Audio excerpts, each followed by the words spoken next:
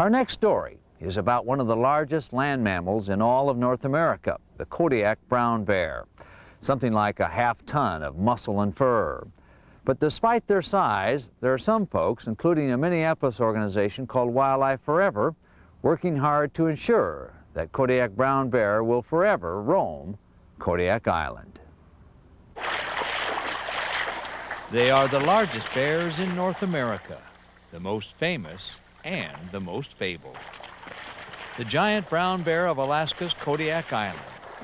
It's a supersized version of the grizzly bear, thanks in part to its diet of fish.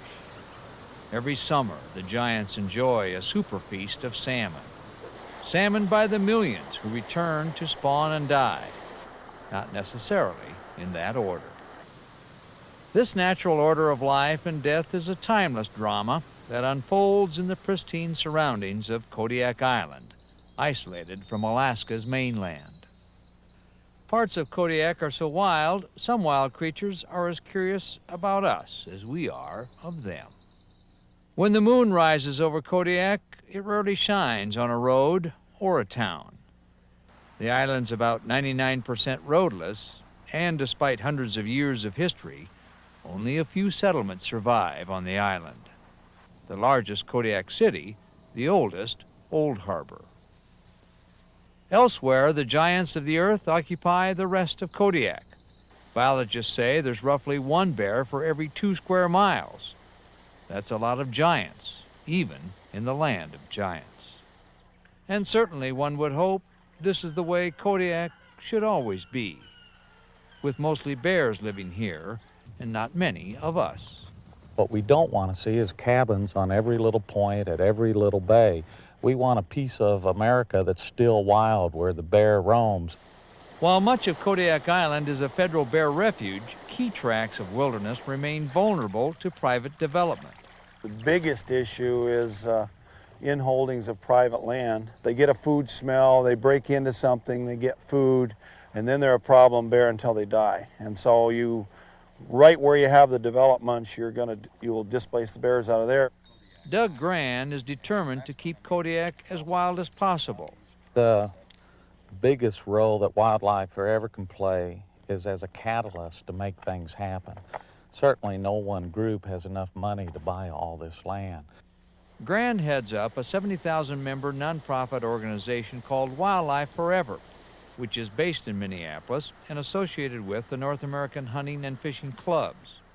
Well, in the past, we've spent $150,000 buying land and doing bear research. This study that Wildlife Forever helped fund, we were able to find out that essentially all the animals in that peninsula concentrated on those 2 rivers during the peak time that the salmon were there, and as a result, those areas will be closed to access. Well, I think development is the threat. The very fact that little cabins are put everywhere, we habituate the animals. The bears that roam wild here won't be able to do that again. And we're going to push the bears on back. We're going to limit their population. We're going to limit their growth. One isolated jewel and high on the list of protected bear areas is Kodiak Lake. Well, it is wild, and we want to keep it that way. There's just not enough federal funds available. There's a higher demand on nonprofit organizations like Wildlife Forever to step up and help out. There's something mightier here. This land is powerful.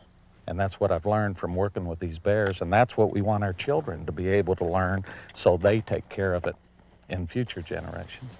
On this day on the Kodiak River, these brown bear tussle with each other and romp for fish. They know nothing of threats to their survival. The hope is they never will. Wildlife Forever's main purpose of doing this type of work is for the next generation. The next generation of us and the bears.